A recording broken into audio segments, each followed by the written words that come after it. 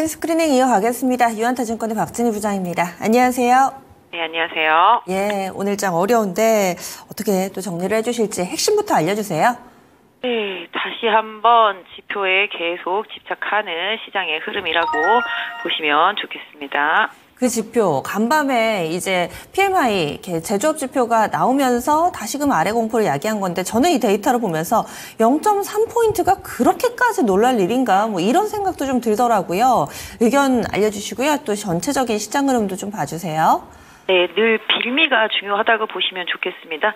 미국 사실 제조업 지표는 전체 미국 경제에서 차지하는 제조업이라는 것이 한 10% 정도밖에 되지 않습니다만은 그래도 경기의 방향성을 관측하는 데 시장에서 유용하게 보고 있습니다. 특히 뭐 고용에 좀 연준에 집중하는 반면에 시장이 이제 제조업 지표를 보게 되는데 계속 50 이하에 있다라는 건 경기가 계속 침체 분위기라는 거죠. 이게 50 이하에 있기 때문에 이게 연속적으로 있기 때문에 계속 시장은 문제라고 보고 있다라고 보시면 좋겠습니다. 오늘 우리 시장 다 급락하고 있는 상태입니다. 지난번부터 수출주들은 계속 조금 안 좋게 말씀을 드렸고 상대적으로 장기소의 낙폭과대주들, 방어주들 성격으로만 좀 종목을 보시라고 말씀을 드려왔었는데요. 뭐 오늘은 뭐 다 가리지 않고 다 같이 많이 빠지는 모습 보실 수가 있겠습니다. 오늘 조금 오른 종목은 파로스 아이바이오가 아까 장 초반에 호재성 뉴스가 나오면서 급등한 모습이고요. 랩 지노믹스도 살짝 빨간불 켜고 있는 모습, 마리아나 관련주들도 상승하고 있는 모습 보실 수가 있겠습니다. 2차전지 섹터주들이 상대적으로 덜 빠진다라는 느낌입니다. 지금 보시면 코스모 신소재는 오히려 플러스 나고 있는 상태이고요. 전체적으로 놓고 본다면 2차전지 섹터주들 그렇게 크게 빠지지 않습니다. 2% 내외로 빠지고 있고요. 가장 많이 빠진 게 반도체입니다. 하이닉스 다시 또 15만 원대로 내려왔습니다. 지수는 지금 2,590대인데 종목 가격은 대체로 반도체 관련주들은 2,400보다 더 밑에 있는 그런 상황이고요. 하이닉스도 마찬가지로 15만 원대까지 다시 내려온 모습입니다. 삼성전자도 7만 원 깨기 일보 직전에 왔다 갔다 하는 모습이고요. 어제부터 애플 관련주들도 다 급락하는 모습 보실 수가 있겠습니다. 전체적으로 다 하락이 센 모습이고요. 선물도 지금 장 초반에 급락 이후에 반등했다 다시 또 바닥을 다지는 모습입니다. 전체적으로 지금 놓고 본다라면 외국인 장 초반에 거래소 매수하다 매도로 전환됐고요. 코스닥 시장은 좀 매수 들어오고 있습니다. 기관도 코스닥 시장에 매수를 해주고 있는데요. 결과적으로는 뭐 2차전지라든지 바이오 섹터 이런 쪽들이 좀 그나마 상대적으로 좀 선방해주고 있고 화장품 섹터도 상대적으로 좀 선방해주고 있다라고 좀 말씀드릴 수가 있겠습니다. 네, 가장 발등에 불이 떨어진 게 반도체입니다. 반도체 쪽 전략 어떻게 세우고 계세요? 사실 반도체는 예전부터 계속 좀 말씀을 드렸죠. 금리가 하락하고 인하될 것에 대한 기대감, 그 다음에 원화가 약세였다가 강세로 갈 수 있는 그런 흐름, 이런 속에서 그동안 상반기 내에는 시장을 리딩했었던 수출주들에 대해서 시장에 대한 기대치가 떨어질 수밖에 없다라는 점인 거죠. 실적이 좋은 건 알겠지만 똑같이 좋아도 결국은 환율 효과를 보게 되면 또 줄어드는 것 같은 그런 느낌적인 느낌을 받을 수밖에 없는 상태이고요. 최근에 반도체 같은 경우는 또 특히 엔비디아가 급락을 했죠. 어제 급락을 하고 반도체 지수가 필라델피아 반도체 지수가 7% 빠진 것 같습니다. 일단은 지금 자사주 매입이 마무리되다 보니까 많이 하락을 하고 최근에 뭐 전력도 부족하고요. 또 이제 AI 계속 투자되는 부분에 있어서 기업들도 가격적인 부담을 느끼고 있는 상태. 그다음에 뭐 블랙엘도 이제 약간 지연이 되면서 엔비디아에 좀 초점이 맞춰졌었죠. 그 부분이 하락에. 그런데다가 지금 또 이제 아시다시피 뭐 딥페이크라든지 해서 일단 AI에 대한 부정론들이 계속 나오고 있습니다.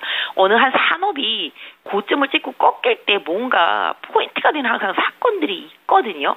2차전지도 그랬었고 2차전지 바닥에서 올라오는 하나의 사건은 이제 화제가 나면서 오히려 거기서부터 포인트가 돼서 오히려 뭐 국산에 대한 기대치 이런 부분들이 약간 쇼커버의 포인트가 된 것 같고 그다음에 뭐 최근에 말씀드렸던 소매 업종도 반등하는 포인트는 이커머스 사건들이 나오면서 이제 포인트가 됐던 것 같고 반도체는 계속 호재 연속적으로 가다가 일단 엔비디아가 포인트가 되면서 이제 하락을 하기 시작했던 부분이라고 말씀드릴 수가 있겠는데요.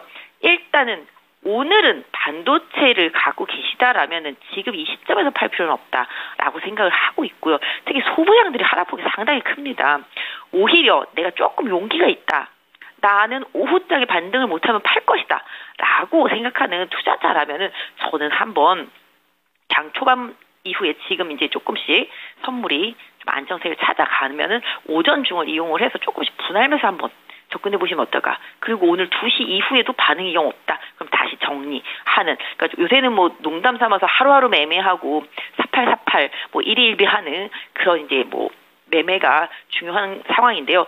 지금 반도체는 제가 봤을 때도 그렇게 해야 된다 생각을 하고 있습니다. 그래서 개인적으로는 반도체 많이 빠졌지만 하이닉스 기준으로 15만 원 이탈을 좀 손절이라고 생각하시고 보실 수가 있을 것 같고, 그 외 소부장 섹터주들은 오늘의 급락을 가격적인 메리트로 일단 좀 봐주시고, 지난번 2,400대보다 더 밑에 있거든요, 주가 자체들은.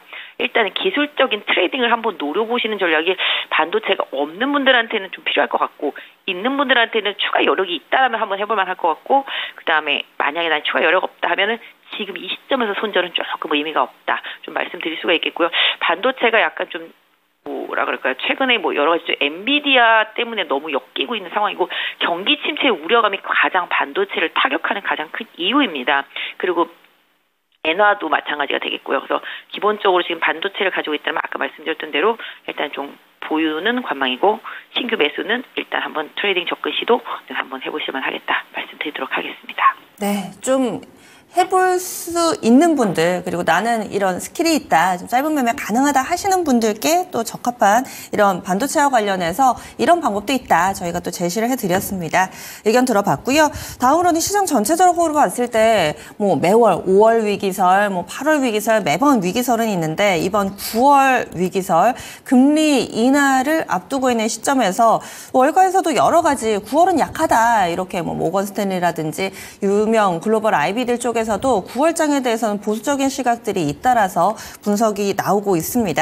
거기에다가 국내에서도 추석 전에 증시가 과거 데이터를 봤을 때 별로 좋지 못한 경험이 많았다라는 내용까지 맞물리면서 9월 추석 전에 어떻게 시장 예상하세요?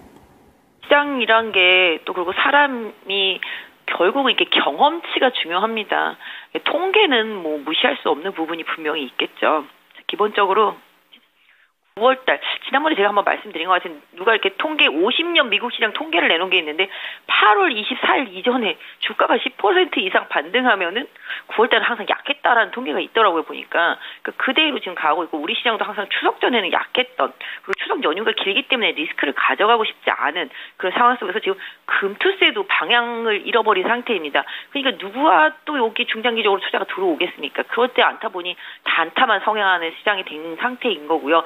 미국 시장도 마찬가지로 아까 말씀드렸던 대로 일단 실업수당 청구 조금 늘은 상태 속에서 제조업 지표 약간 50 이하를 계속 하회하다 보니까 이거 경기 침체에 대한 우려감, 뭐 이런 얘기가 나온 거죠. 그 다음에 사실 또 최근에 또 경기 침체 우려감이 그러면 금리 인하해야지 호재 아니야 뭐 이렇게 생각하실 수도 있겠지만, 시장이 항상 받아들이기 나름입니다. 본인들이 판단하기 나름이고, 또 이렇게 또 미국 대선 불확실성 이런 부분들이 계속 상존하다 보니까 미국 시장도 지금 또 단기적으로는 급락했던 부분을 다 회복한 상태라서 당연히 좀 차익 실현 매물이 나올 수 있는 시점이었죠. 그러니까 조정받을 시기에 가까웠던 상황이다라고 말씀을 드리고 싶습니다. 근데 거기다가 또 이제 일본은행 총재가 우리 경기가 이렇게 되면은 앞으로 금리를 올리는 쪽으로 계속 이제 방향성에 대한 얘기를 했죠. 그러다 보니까 또 이거 엔캐리 자금의 또 이탈에 대한 우려감, 그러니까 경기 침체 플러스 엔캐리 자금의 이탈, 시장을 지금 덮친 상태입니다. 또 이제 주말에 있을 미국 고용지표 봐야 되겠습니다. 또 주말에 또 미국 고용지표가 괜찮아라고 나오면 또 달라집니다. 시장은. 그러니까 그만큼 다음 주까지는 계속 변동성이 있을 가능성이 높다라는 좀 말씀을 드리고 싶고요. 환율도 마찬가지입니다. 지금 말씀드렸던 대로 지금 엔화가 지금 145.19엔 이 정도입니다. 달러 대비해서 여기 한 145 위에만 있으면 그나마 괜찮은데, 그 이하로 좀 내려가면 시장이 좀 자극을 많이 받게 됩니다. 그래서 항상 장중에 엔화의 방향성을 계속 좀 체크해 주시는 게 좋을 것 같고요. 환율도 지금 1341.1원 정도가 있습니다. 이것도 마찬가지. 환율도 너무 급등락하는 부분보다는 좀 안정을 찾아가는 게 상당히 좀 중요한데요. 아까 말씀드렸던 대로 당분간은 추석 전까지는 좀 변동성을 활용한 단기 전략을 쓰시되, 뭐 기술적으로 좀 대응하실 수 있는 분들이라면은 시장에 대해서 트레이딩은 좀 해볼 만하다. 다만 아까 말씀드린 대로 오후 2시 이후에 답이 안 나오면은 일단 처리하는 전략 뭐 이렇게 쓰시면 좋을 것 같은데, 시장 자체는 추석 이후 정도는 돼야 뭔가 조금 방향성이 좀 나올 수 있을 것 같고요. 지난번 급락 이후에 지수는 이미 급반등을 했고 2700선 저항이란 말씀도 계속 드렸었는데요. 2700 여러 번 시도하다가 밀려 내려온 거죠. 지수로만 봤을 때는 지난번에 2400 깼다가 올라왔고요. 중간 지점에 갭이 하나 있는데요. 그게 2580 언저리입니다.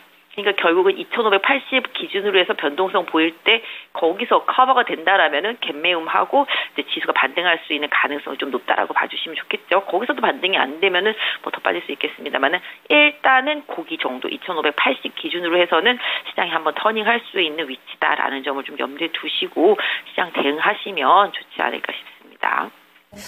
오늘같이 어려운 장 연결해 주셔서 고맙습니다. 네, 감사합니다. 네, 유한타증권의 박진혜 부장이었습니다.